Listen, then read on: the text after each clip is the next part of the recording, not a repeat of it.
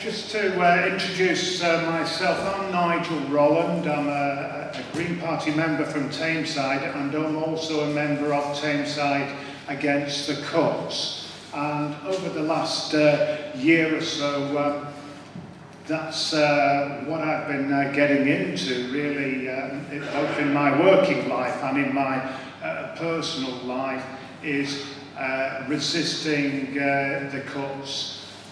Trying to campaign against them and trying to actually support the people who are affected by them. So that motivated me really to try and set up this meeting so that I could share some of this with other Green Party members, because as the effects of the welfare reforms are now beginning to bite, we need to really look at how we as Greens respond to the situation of people who are being affected by the welfare reforms and the cuts. It isn't good enough to just say, as when we're canvassing on the doorsteps and people tell us their problems, we can't just say, well, you know, we'll change things when we get elected, when we get in power. We've also got to be a part of the resistance of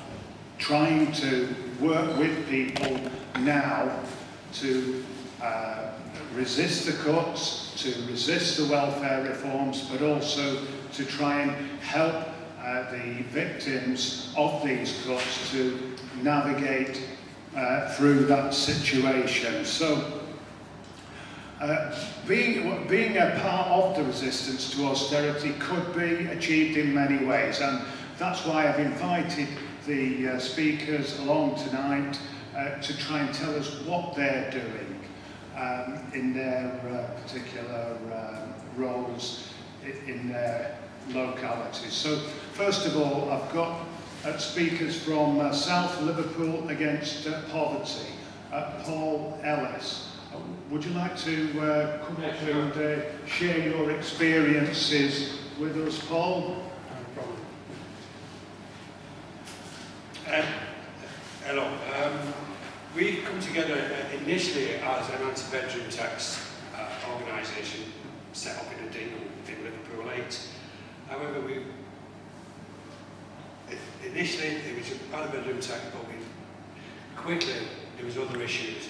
So we kind of regrouped and become SLAP, South Liverpool Against Poverty. We're an anti-bedroom tax organisation, and some of the members of the group set up a fair share to hand out food as well. And Ruth is going to speak to you about SLAP share shortly. What we've been doing is we've been helping people get the DHPs, discriminated housing payments, helping them with appeal forms, going to court with them when they've been taken to court. We've had a few recently, in the last couple of weeks, some good response. Part of the magistrates' court here in Liverpool are being fought on various levels, the size of the bedroom, what a bedroom is used for, and also using a bedroom for having children staying over in the weekend. And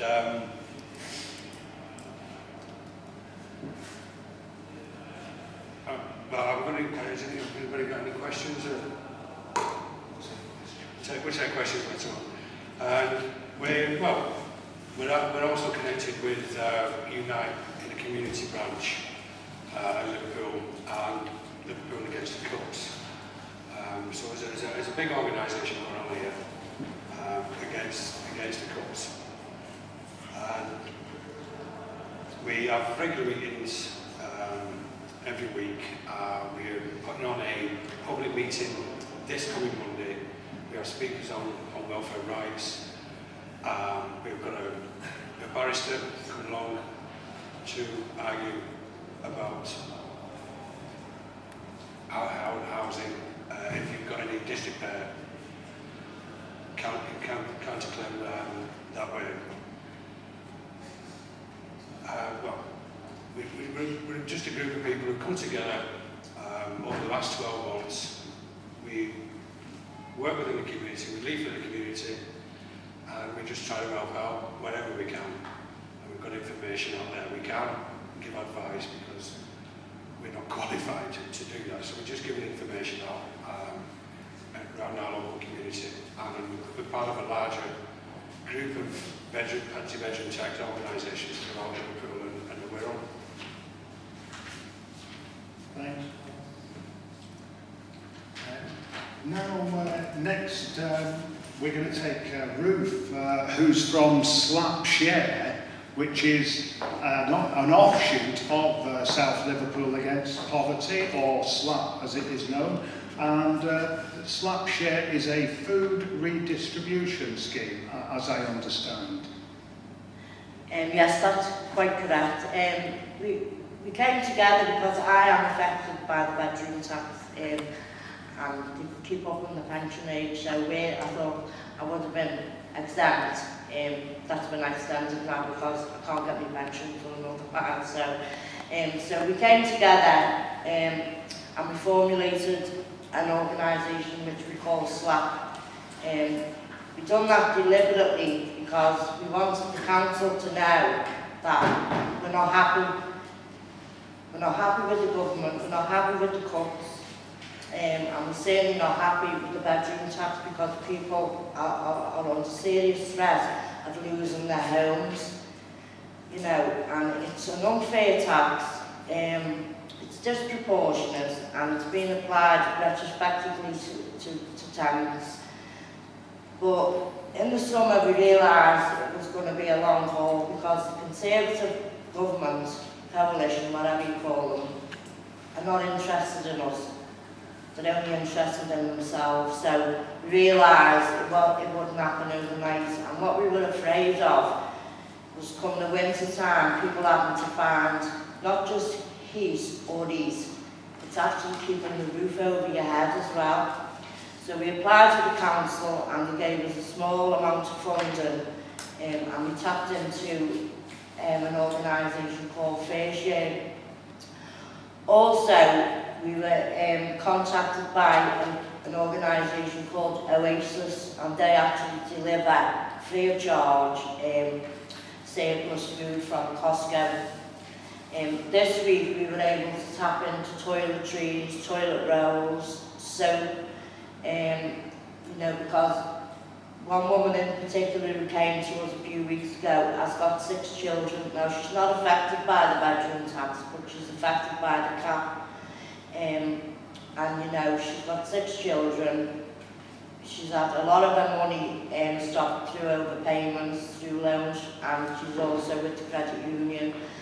So what we're trying to do is give people some free food, toiletries, toilet rolls, soap powder, anything we can get our hands on so they can pay some or all of their bedroom tax and try to keep the roof over their heads, because this is our homes. It's not just, you know, somewhere to live, it's actually our family homes. We also have been encouraging tenants to appeal the bedroom tax, which we're all entitled to do. I lost my appeal, but however, the judge has given me an open doorway to continue with a further appeal, either locally or at a superior court. So the fight still goes on. So thanks very much for listening.